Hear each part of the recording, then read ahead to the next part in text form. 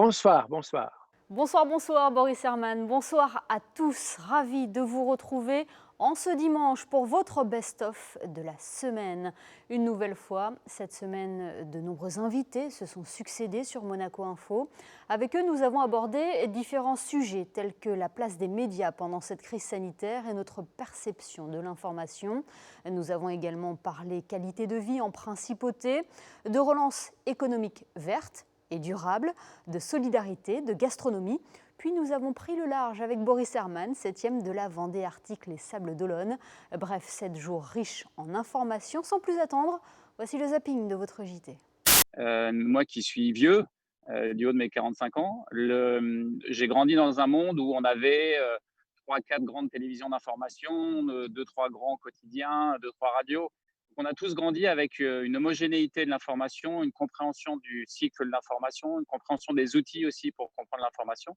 Or, quand vous avez moins de 25 ans aujourd'hui, que vous êtes né avec un téléphone dans la main, vous n'avez pas cette grammaire commune de compréhension du monde parce que depuis que vous êtes en âge de consommer de l'information, vous avez consommé tout et n'importe quoi. Alors, sans jugement de valeur là-dessus, mais en tout cas, vous n'avez pas consommé forcément la même chose que les autres.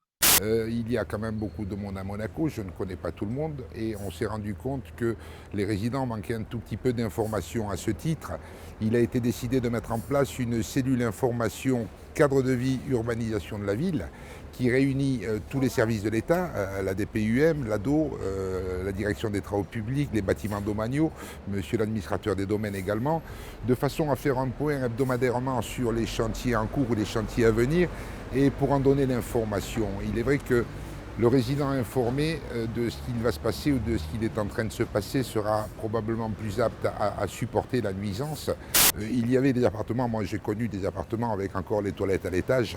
Bon, en l'an 2020, c'est plus permis, donc je pense que là, il y a une opportunité exceptionnelle pour l'État, pour le gouvernement de construire un nouveau quartier qui va pouvoir accueillir un nombre considérable de Monégasques. Il y a une multitude d'appartements qui vont être créés. Vous savez, le monde d'avant le Covid était un monde qui était fragile, instable, injuste, polluant.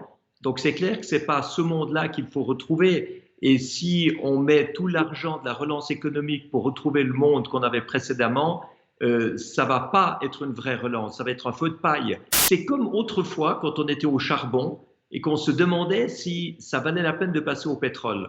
Mais évidemment, à l'époque, ça valait la peine de passer au pétrole. Aujourd'hui, ça vaut la peine de passer aux renouvelables, à l'efficience énergétique et aux technologies propres. Je regrette rien. Je dirais qu'il y a, comme vous dites, il faut voir toujours le positif.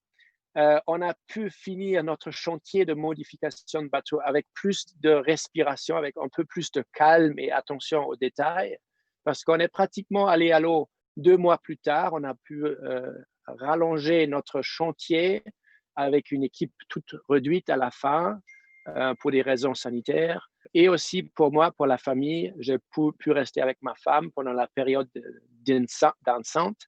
Et ça c'est bien pour le couple dans une année très chargée du Vendée Globe. Oui, mon alliance, je la laisse même pendant la course et ça change un peu, je le sens quand je tire sur les bouts. Alors c'est simple, à la date du confinement, nous avons décidé de participer à l'effort national, notamment l'effort monégasque, et de pouvoir créer un masque qui rapidement allait pouvoir, dans nos esprits en tout cas, venir remplacer les masques que nous trouvons habituellement dans le commerce. Une fois encore, on voit qu'à Monaco, la chance c'est qu'on peut réagir très très vite. Il y a des lois, il y a des règles, et puis ensuite il y a les applications des règles. On a lu dans une interview que vous vouliez faire de Brut le Netflix de l'information. Est-ce que c'est vrai? Oui.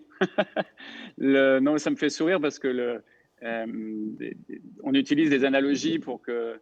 Il y a un certain nombre de. Enfin, je ne vais pas me comparer à Netflix. Netflix, ils ont 190 millions d'abonnés dans le monde, quelque chose comme ça. C'est une grosse machine. Mais ce qui est intéressant avec Netflix, c'est que comme Brut est un média global. C'est-à-dire que Brut, la moitié de ce qu'on produit chaque jour marche à travers le monde. Ce qui est intéressant quand on parlait de Netflix, c'est que je pense qu'aujourd'hui, Brut, après 3 ans et demi, est arrivé à la fin de sa première étape, qui est avoir créé une marque qui a engagé des communautés autour d'elle. Et ces communautés ont une grande confiance dans la marque. Si je prends les chiffres des millennials, c'est-à-dire on va dire des 25-40 ans. La moitié d'entre eux ne regardent plus du tout la télévision. Si vous regardez l'âge médian des chaînes d'information, c'est autour de 60 ans en général. Donc, il y a toute une partie de la population, on va dire les moins de 30-35 ans, qui s'informent quasiment que par les réseaux sociaux. Et donc, ça fait peser une énorme responsabilité, d'autant que sur les réseaux, il n'y a pas de hiérarchie, entre guillemets. Écoutez, je pense que les traditions sont faites pour des grosses évolutions. Et en tout cas, aux 3 étoiles Guide Michelin à Paris, le restaurant qu'on appelle Aleno Paris, je fais une cuisine, je crois, moderne. Et j'ai réinterprété l'ensemble des sauces que je fais de façon moderne. Donc plus de gras, plus de sel, etc. avec un nouveau procédé assez intéressant. La population ne pollue pas par plaisir. La population achète ce qu'elle trouve à acheter. Vous avez des entreprises qui sont des pionnières dans la matière, qui sont prêtes à jouer le jeu, mais vous en avez beaucoup qui ne sont pas prêtes à jouer le jeu. Donc ça ne suffit pas d'avoir des pionniers. Je peux vous dire qu'il s'est fait copain avec tous les restaurateurs, tous les commerçants de la principauté, qui aujourd'hui ont besoin de travailler et qui attendent impatiemment que les touristes viennent nous voir. Je n'ai jamais vu le quotidien du Var indiquer qu'il faut 2h30 pour aller de Seine-Maritime à Saint-Tropez, quoi. Vous savez, pour atteindre les accords de Paris, il faut baisser les émissions de CO2 de 7,6% par année. C'est exactement ce qu'on aura eu cette année comme baisse du CO2. Mais pour ça, on a mis l'économie à genoux avec des millions de chômeurs et des milliers d'entreprises au bord de la faillite ou qui ont déjà fait faillite. Moi, je prône la croissance qualitative. La croissance qualitative, c'est celle où on fait du profit, on crée des emplois en remplaçant ce qui pollue par ce qui est propre, par ce qui protège l'environnement, par ce qui est efficient. Et ça, c'est le marché industriel du siècle dans tous les domaines. Donc c'est ça qu'il faut amener comme solution. Faire le pari du vert pour la relance. Merci à nos invités de la semaine et merci à vous de votre fidélité chaque soir. Lundi, retrouvez Fabien Bonilla à la présentation de votre JT. Quant à moi, je vous donne rendez-vous jeudi sur Monaco Info.